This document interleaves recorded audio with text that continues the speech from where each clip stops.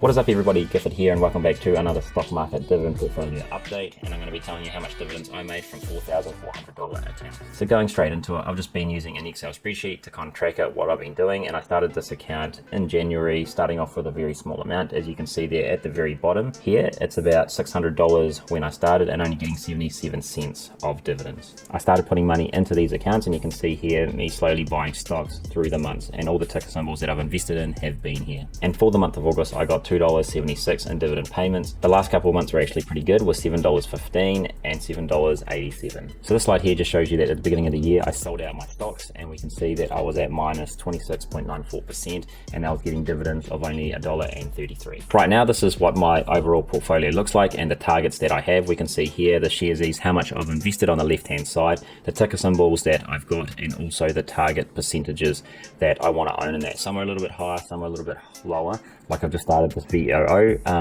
position, so that's only got 0.5% in it. And what I've tried to break it down is that I want 66% of this portfolio in ETFs, and I want 34% in individual stocks here.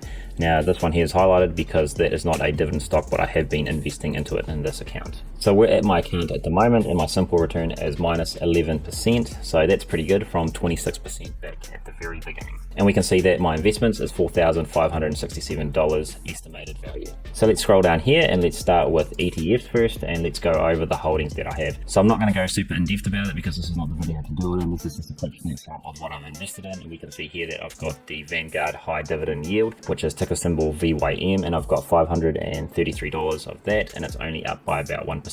I've also just got these for my highest investment value, so it's just going to go from the highest amount down to the lowest. The next one is GP, and this is a premium income ETF. And going into GP, you can see that I've been buying it as we go along, and the one I like about this is it is a monthly paying dividend. The next one is Devo at $264, and it's only a little bit up slightly. The next one I have is Vanguard Total World, so this is VT. That's got $252 and it's slightly up at 3%. I've also got Swab, which is ticker symbol SCHD, and it's got $248, only slightly a little bit up. The next one I've got iShares called Dividend Growth. It's only got $115 in it, and it's also slightly up. The next one I've got is the Wisdom Tree US Quality Dividend, and that has got $112 in it. And obviously I have VOO, so it's got a tiny bit more at $13, which I've just started recently.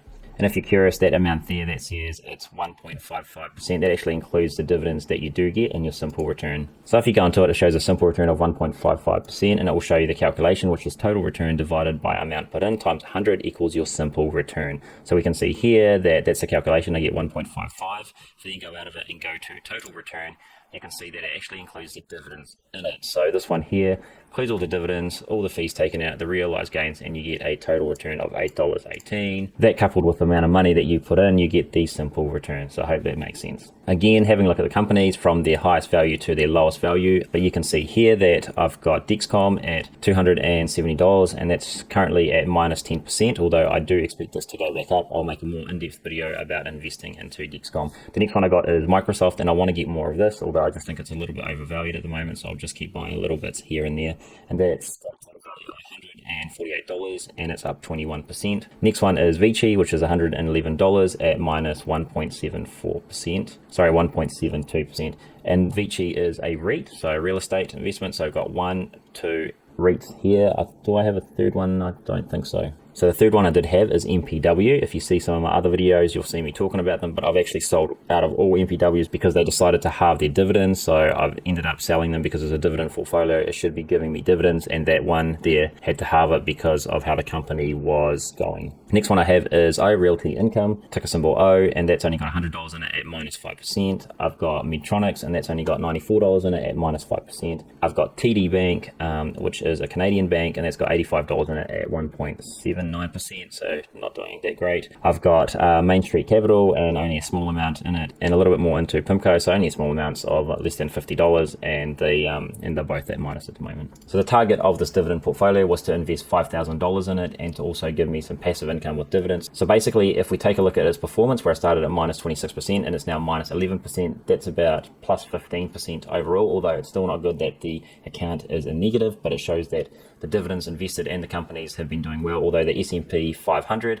is also up about 15%. So basically I'm just getting the market average with this dividend portfolio. So with this portfolio, I don't have any set rules. If I have any money in it, I put it in there. I've been trying to put about $100 to $150 in there every week up till my 5,000. So I've only got a couple more weeks and it should have more than $5,000 in it, and then I'll just stop putting money in there. So in the future, what am I going to do with this dividend account? I don't know yet. So I'll just keep the money that I have in there, $5,000, and invest it where the opportunity is.